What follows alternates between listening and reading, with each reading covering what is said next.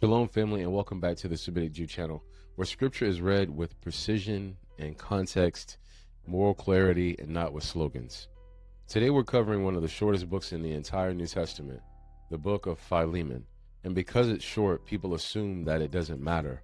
But that's not true. Philemon is not a side note, it's a case study.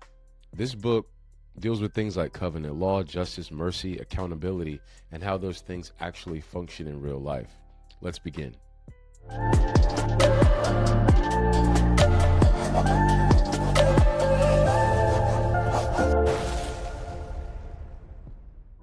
First off, why does this book matter? Okay, Paul isn't writing to a city or an assembly, he's writing to a man. And that matters because theology gets real when it moves from things like ideas to relationships, or doctrine to responsibility, belief to behavior. So this book answers the question of, what does covenant faith look like when power dynamics are involved? The second reason is onesimus is not the point. The letter is often reduced to debates about slavery, but Paul is doing something much deeper. Onesimus is a brother. Philemon is a brother. Paul is an elder. Paul does not overthrow Roman law, but he reorders covenant responsibility. He says, I could command you, but I wouldn't. I appeal to you instead. That's authority without coercion. Moreover, Paul reframes power. Paul tells Philemon to receive onesimus, not as property, so it's not chattel slavery, and not as disposable, so it's not Eurocentric racism, but as a brother, right? So this doesn't erase the structure of the book. It redefines the obligation of Israelites.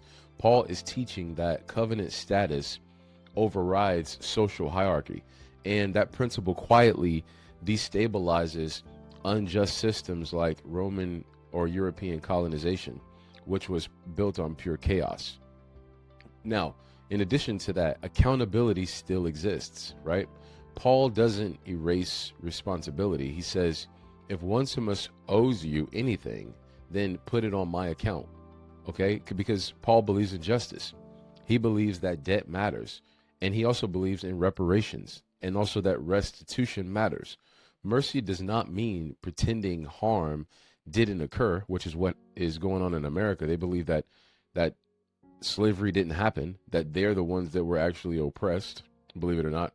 So Paul models covenant balance: mercy without denial, justice without cruelty. And that's rare. It's rare, but it's intentional. The fifth point I want to bring out was that covenant pressure is important, but it's not coercion. So Paul trusts Philemon to do what's right.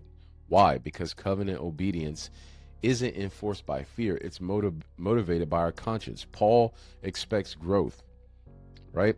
That's how real transformation happens.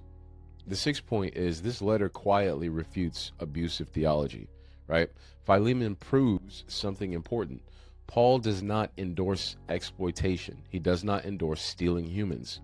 He does not justify abuse. He does not sanctify dominion. Oh, we were supposed to dominate everybody, right?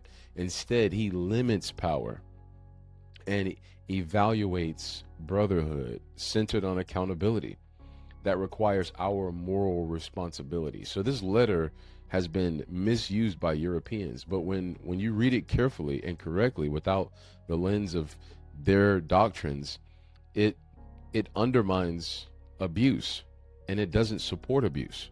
The closing message is this: the book of Philemon teaches Israelites how to handle power responsibility, balance justice and mercy, and while treating people as covenant kin. But you have to practice accountability without oppressing people.